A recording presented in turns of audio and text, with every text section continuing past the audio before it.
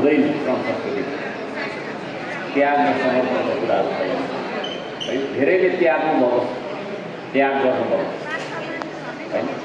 हामीले त्याग्न सिक्नुपर्छ। केटाकेटी जस्तो तपाईँको आफ्नो हात पक्रेर बस्नु हुँदैन। समानुपातिको तर्फमा हामीले 4वटा मात्रै सिट प्राप्त भयो। त्यसमा अब मिडियामा पनि निस्क्यो, नचाहँदा नचाहँदै केही कुराहरू। तर पनि नेतृत्वले कहिले पनि गल्ती गर्नु हुँदैन। गल्ती गर्ने नेतृत्व होइन। त्यसो भएको कारणले हामीले गल्ती गरेनौँ भने त्यो 4वटा भूगोलको हिसाबले है, क्षेत्रको हिसाबले विभिन्न जात जातिलाई समावेश गर्ने तपाईँको चाहिँ हिसाबले हामीले न्याय गरेका छौँ। यद्यपि हामीले 4वटा मात्रै सिट मिलेको थियो।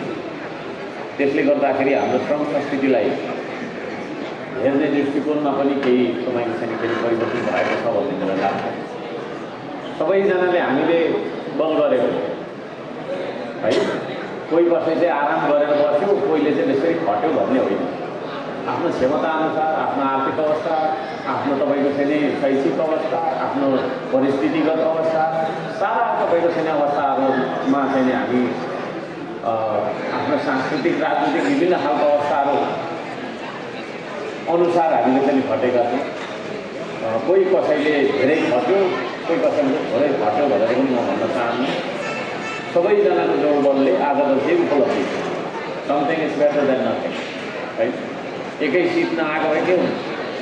थोरै आयो भने मुनाफा गर्ने कुरो पनि छैन। एकै सिट नआएको भए के हुन्छ भन्ने कुनै दलको त आएन जस्तो पनि लाग्यो भने।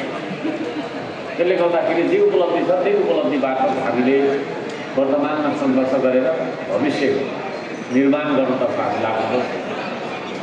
संसदमा मात्रै कुरा हुँदैन, हाम्रो सडकमा पनि हुन्छ, फिल्डमा हामी काम गर्छौँ।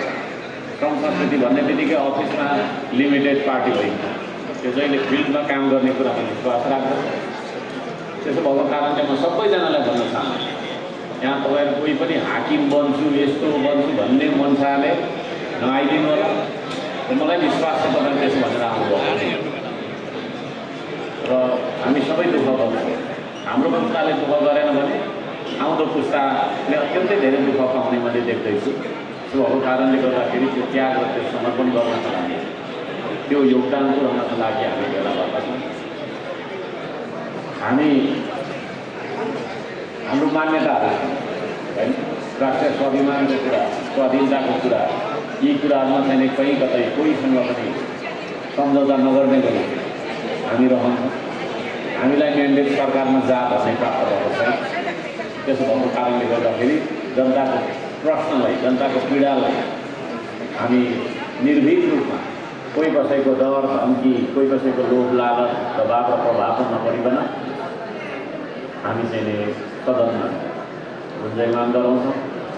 त्यो अर्थमा चाहिँ एउटा असल प्रतिपक्षको भूमिकामा हामी गर्छौँ। सरकारले राम्रो काम गर्दाखेरि हामीले सहयोग गर्नुपर्छ है। हामी त्यो राजनीतिक संस्कारबाट आएको मान्छे पनि हो। सरकारले राम्रो काम गर्नु खोज्छ अनि हामीले चाहिँ हतार गरेर भत्काइदिनुपर्छ भन्ने हिसाबको मान्छे। सरकारले राम्रो काम गर्दा हामी सहयोग गर्छौँ, तर नराम्रो काम गर्नु खोज्छ होइन। देशको स्वाधीनताको विपक्षमा, देशको चाहिँ तपाईँको सर्वोच्चताको विपक्षमा, जनताको मर्म अनुसार नभएर जनताको मर्म विपरीत, जनताको भावना र चाहना आवश्यकता र अवस्था विपरीत कुनै किसिमको निर्णयहरू हुनुपर्छ भने त्यसमा हामी नै सफलता लगाएर भन्नेछौँ। श्रम संस्कृति देशको पार्टी बन्ने भन्न चाहन्छु। हामी विविध तरिकाले चाहिँ अब अगाडि बढ्छौँ। दार्चुलाको पुलको बारेमा पनि थुप्रैले अहिले भर्खर सोच्नु चाहिरहेको भएको छ होला। अघि क्लियर बनाउनु सक्दै हो। चुनावबाट तपाईँको चुनावको उसमा प्रचार प्रसारमा मैले एउटा भिडियो देखेँ, एउटा सानो आएको अन्त त्योभन्दा पहिला नदेखेको भन्दै त्यो नानीलाई चाहिँ तपाईँले यत्रो ठुलो भेलमा उता तार्नको लागि नानी लडाइराखेको अवस्थामा आमाले जाँदा केही पनि हुँदैन भनेर पकाइराखेको अवस्थाले त्यो भिडियो देखेर म रोएँ पनि। त्यो ठाउँमा लगायत त्यस्ता ठाउँहरूमा, त्यही ठाउँमा मात्रै नभएर त्यस्ता ठाउँहरूमा सुइङको साटो झोलुङ्गे पुल चुनावमा हामी परिणाम ल्याए पनि नल्याए पनि बनाउँछौँ भनेर हामीले घोषणा मैले गरेका थियौँ।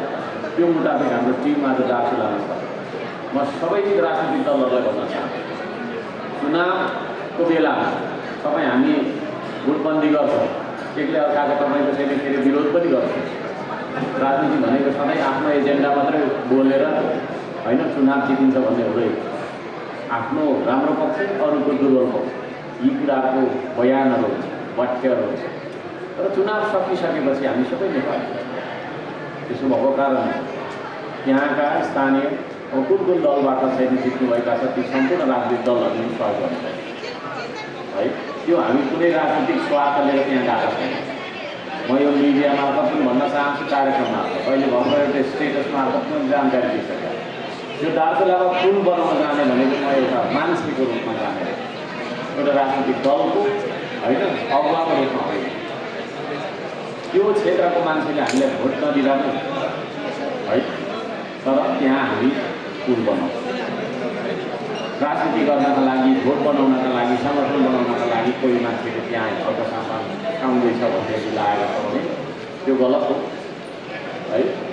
त्यो ठाउँमा 38 जना कि कतिजना पुलबाट झरेर कोही मरेको, कोही अङ्ग भएको भन्ने रुवावासी सहितको भिडियोहरू हेर्दाखेरि कुन नेपालीको चाहिँ मन हाँस्यो होला। त्यो खालको स्थिति नहोस् भन्न खातिर हामीले ट्विनहरू रिक्वेस्ट गरेर त्यहाँ तपाईँले फेरि पुल थाल्न खोजेका छौँ। त्यसमा हामी राज्यको पैसा प्रयोग गर्दैनौँ होइन, हामीलाई सहयोगहरू प्राप्त भइरहेका छन्। रु 10 देखि माथि जबरजस्ती छैन, फेरि स्वैच्छिक गर्दा पनि हुन्छ नगर्दा पनि। यसरी चाहिँ हामीले सहयोग आह्वान गरेर त्यहाँ पुल निर्माण गर्न गइरहेका छौँ।